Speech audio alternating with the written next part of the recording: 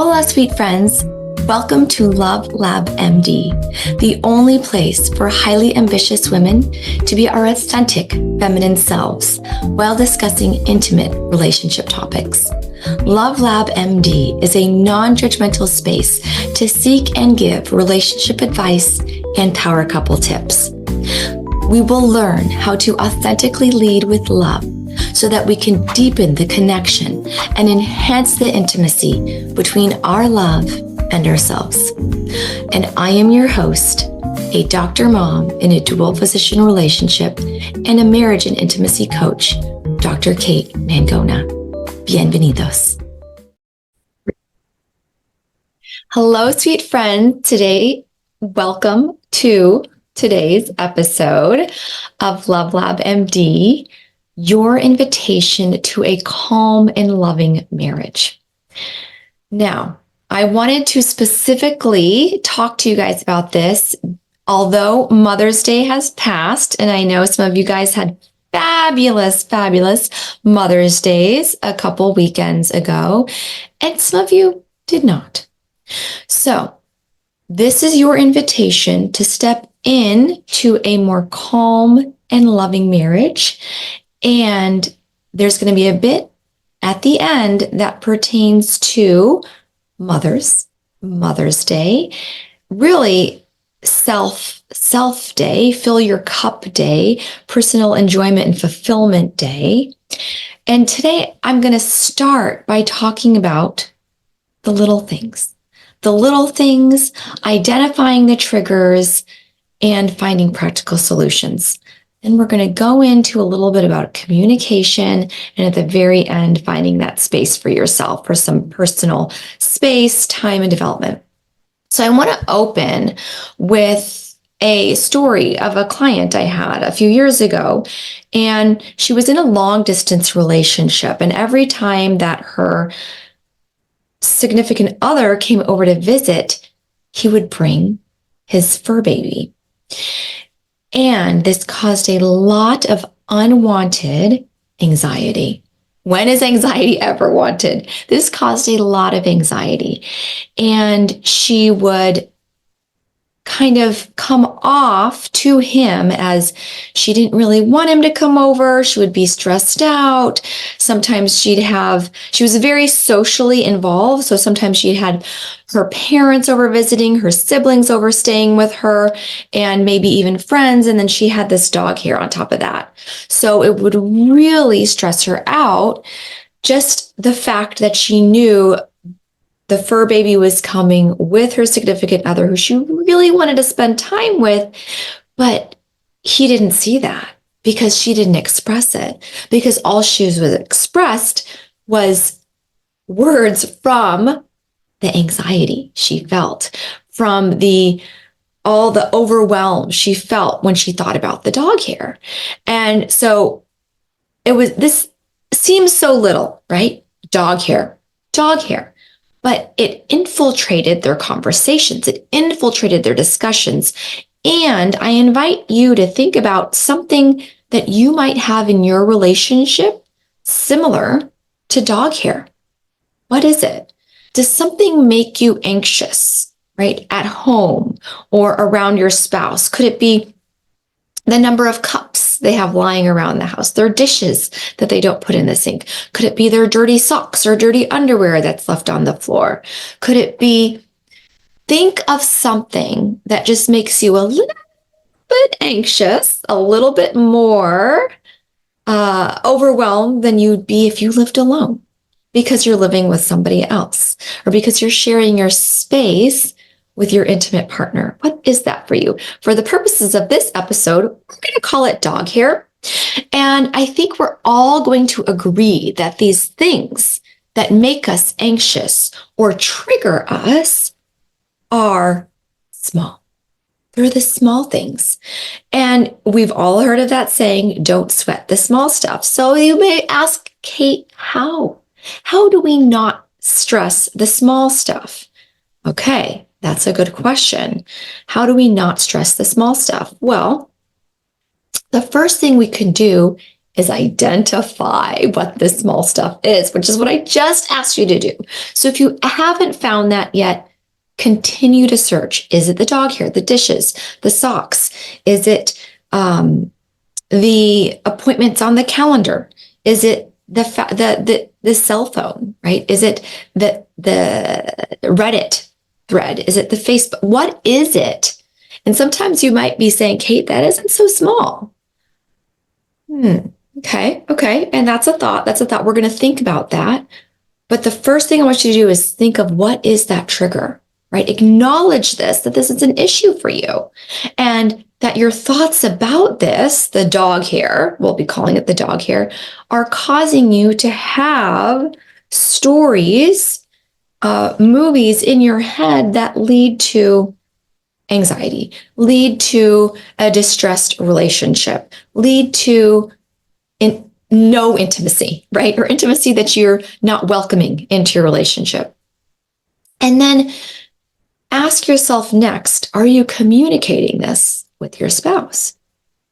Now, my client with the dog hair, she, instead of, trying to troubleshoot, and it sounds like common sense when I talk about it, but it's really not in the moment where you're feeling all anxious and overwhelmed, and your amygdala, your hindbrain is taking over, and your prefrontal cortex that comes up with 100 different critical problem-solving solutions that we do on a higher level every day in the hospital and in clinic and with our businesses, we don't necessarily do at home in our most safe space. So acknowledge the problem and then communicate about it, and communicate intelligently, effectively. Now, my client who had the dog hair situation said, we have a problem communicating. We're not communicating, is basically what she had said. And then we went really in depth with, okay, so are you just not talking to each other? Have you not spoken in days, weeks? Like, what does that look like? She said, oh, no. We're speaking, we're texting all the time about it. I'm like, okay, so maybe it's not the frequency of communication, the lack of communication is just how you are communicating. So no lack of communication in that relationship. It's just the fact that her verbalizing her emotions and her feelings about the dog hair wasn't coming out the way she would have wanted it to come out so that he could perceive it from the way that she is in love. She wants a loving relationship and she doesn't want to care about the dog hair so much, but she can't figure a way to let the small things not get under her skin so much. So we talked about, these were the things that really resonated with this conversation. Realizing that the dog hair was getting in the way of the big picture, of the time that they wanted to spend together. And that he was perceiving her reactions from the dog hair as, she doesn't really want to spend time with me. She'd rather spend time with friends. She'd rather do other things on her social calendar. I feel like I'm just not prioritized in this relationship. And the number one thing you can do to lead to relationship destruction, havoc, divorce, would be to not prioritize your partner, or to make it so that they don't think they're prioritized. That is the number one thing we can do to grow a divide in our relationship. So this is a big deal, right? This dog hair, which is a small thing, is a big deal. And at the end of the day, because of what's going on here. Now, similar situations with children. This couple did not have children, but if you have children, oftentimes we take the things going on in our children's lives and let them divide a whole, right? Because we're so ingrained. Society has given us this responsibility of this sacrificial, burnt out mom. And so we feel like we have to parent a certain way. We have to be there for a certain way for our children. Whereas for dads, it's different. There's a different societal norm for dads. Whether that's right or wrong, we're not really discussing that in depth today, but it does exist. And so our inability to acknowledge that and then communicate about that causes that divide. So the ability that we can identify the trigger and then communicate intelligently about it would be step 1 and 2. Listen to what your partner, your lover is saying. Really listen. Okay. And then we could even go into, and I will do this in a separate episode. I will even refer you to go listen to my friend's episode, Dr. Marissa Caudill, who talks about the stages of active listening. So really listening to your partner, hearing what they have to say about your anxiety or your thoughts about the dog hair, the socks, the dishes, and then reflect on that. The third thing I would say is to not internalize it. Right. And this is normal. We humanize, we take things personally because we are persons, we are people, we are humans. And it takes awareness to realize that their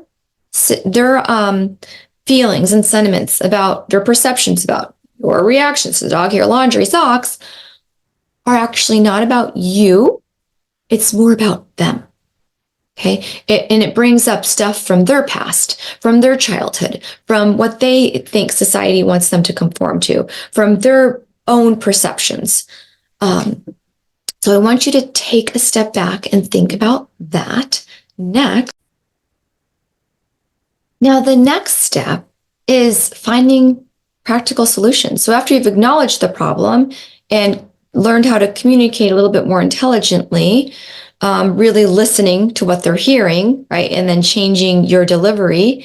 The next thing you're going to do is find practical solutions, remembering you guys are on the same team.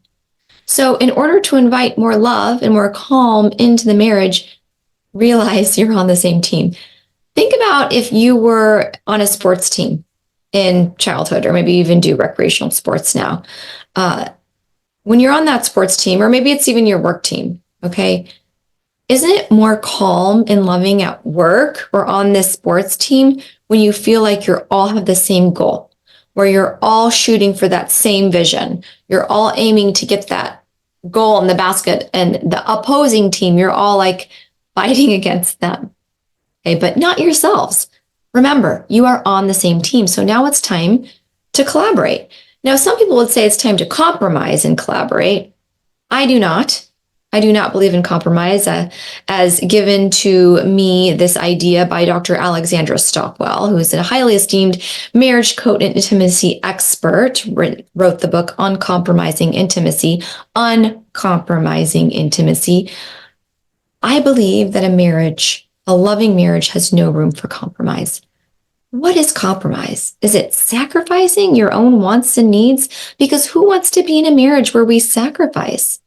No, I like to look at it as being supportive of our spouse's goals, being supportive of them, which creates a stronger bond and stronger relationship. So instead of compromise, let's talk about collaborate, right? So use those effective communication tools, listening skills to collaborate. So if it's the dog hair, let's figure out what could we do? What could we do to help ease my thoughts, assuage my anxiety? And I bet you there's not just one or two options. I bet you, and I know there are thousands of options that we could do with this dog hair. I mean, I have had a dog in my life that sheds a lot. So at the top of my head, I could think of, more frequent grooming, hiring a housekeeper to come over and vacuum, maybe just talking about,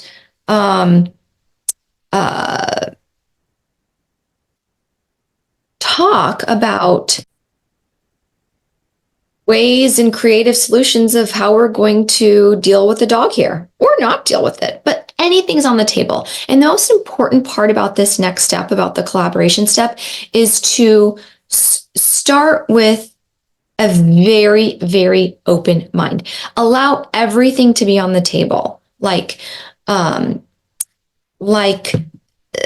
going to have some bizarre alien come and clean, like whatever, anything's on the table. Okay. Write it all down or discuss it. Be playful about it. Have fun with it. Come up with 100 options and then pick maybe 10 and maybe pick your top one that you guys can both live with. And then test it out, right? Experiment, test it out, see if it works. And if it doesn't, try something the next time. But the key to this collaboration is to stay focused on the big picture, the love and the calm that you've now invited into your marriage instead of the anxious, that you're on the same team, you're communicating peacefully, you're actively listening, you're being empathetic. So you're really putting yourself in their shoes to feel like, why do they not get that dog hair is so annoying to me? Like, how can they not understand that? Instead, it's really not about the dog hair for them. It's more about how they think I don't love them, or I don't want to spend time with them, or I'm not prioritizing them because I'm letting all the small stuff get in the way. That is empathy, okay? And then the last thing we're going to talk about is sometimes this is a lot, right?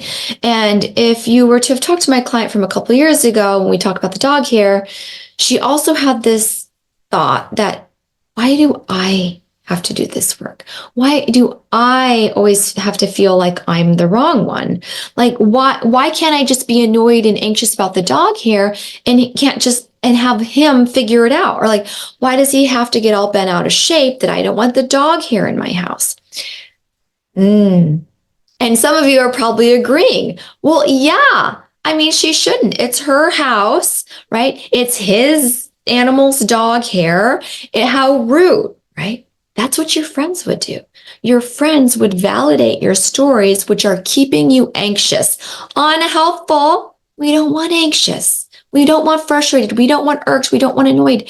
In our marriage, it will happen, right? So it will happen. And we can acknowledge that, and then we can also invite the peace and the calm. So you want to go commiserate with your friends where they're going to validate your stories, go. But if you're listening to this podcast, my suspicion is you want to learn how to communicate a little bit more intelligently, actively listen, collaborate, empathize, and then realize that this dog hair doesn't mean that there's anything wrong with you and that you're wrong. No, all it means is that we've lost the big picture. And after we do this every day, right, when you move in together and you live together, and this couple happened to live apart for work-related reasons, when you live together, more and more things are going to come up, like dog hair. There will be more dog hair, more frequent dog hair, maybe even more dogs. Who knows, right? The problems just continue to grow. And you can consider them problems, or you can consider them as ways to grow together, obstacles that actually strengthen the bond in your relationship. So if you're thinking, why do I have to be the one? Why do I have to be the one to always seek out Kate's coaching, listen to her podcasts, read books, figure out how to communicate more effectively and more intelligently? The answer is you don't. You don't. The fact is you want to. That's why you're listening. That's why you're here, is because this interests you, because you love this person. You love yourself, and you just want to get to a continuously higher and higher level of self-actualization. And what I would say the next step for you, if you feel this way, is to go fill your cup. Take time and space for you. Go on a wellness retreat. Go on a hotel staycation. Figure out if you can take that bubble bath. Me, recently, I just went on an amazing staycation. Well, actually, no, it wasn't a staycation. It was 3 hours away in Austin on a Miraval retreat with my mother and my mother-in-law. And I said, listen, hubby, listen, honey, this is what I'm doing. You're watching the kids for these 2 days. You on this Sunday, the nanny and you on Monday, and we'll be back Tuesday evening. And we're going to have an amazing time filling my cup. And I'm going to do this for my mom and for your mom. And this is going to be my rejuvenation, my self-care. And I'm going to come back more loving and more calm. Now, you can do this with your mother. You can do it with yourself. You can do it with your friends, or you can even do it with your spouse. You can go on an intimacy retreat, a couples retreat, like Honeymoon 2.0, or Something else. I highly recommend Honeymoon 2.0 though, for I am biased, in Maui at the Four Seasons, October 7th through 11th. Because when you do, this is highly, highly prioritizing your spouse, prioritizing your relationship.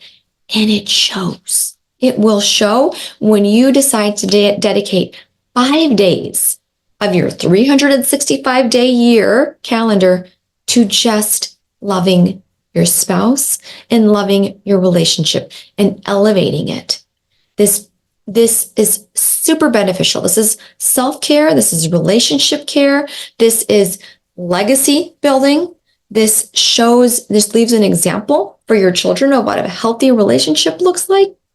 Some of my friends have told me, Kate, I just feel so guilty leaving my kids, even to go for a one-night staycation in my own town, because I work so much. And what is so much? It's funny because some people say I'll work 5 days a week, and other people say I work 3 days a week, but I still feel like I work so much. And so when I'm home, I really want to be with my kids. They're only going to be this age once. And yes, that is true. So don't you want to be the most present, the most calm, the most loving while they are this young? And what is a 1-day wellness staycation or a 5-day wellness retreat, couples intimacy retreat in Hawaii going to do for you? It's going to increase that love, increase that calm, and infiltrate into your marriage, infiltrate into your life, and really elevate everything you do. When your cup is full, you're able to fill the cup of others naturally without even trying. It's just like, it's automatic. It's like taking a cup to the kitchen refrigerator spout where you just kind of lightly, gently press on it. Whether you think that's leaning in or leaning out, it's up to you. And full. Okay, so that is it for today's episode of how to invite more calm and love into your marriage. I'm going to briefly overview the points. We talked about the dog hair, identifying the small things. That identification is huge, identifying the trigger points. Okay, and then communicating your feelings. So acknowledging the problem or the way you're going to actually grow together stronger, communicating your feelings in a way that they understand. Okay, collaboration, not compromising, being on the same team, staying focused on the bigger picture, actively listening, engaging, empathy, and then lastly, taking time to recharge, to rest, to fill your cup, to fill the cup of the relationship. And while you're at it, sign up for Honeymoon 2.0 Intimacy Retreat. We only have a couple spots left, and I have several couples discussing this with their spouses actively today. So recommend. Link will be in the show notes. So much love to you and your spouse. And if you enjoyed this episode, please subscribe and leave a review. Join us next time as we continue to explore ways to nurture a healthy and happy marriage. Until then, remember to love smarter, not harder.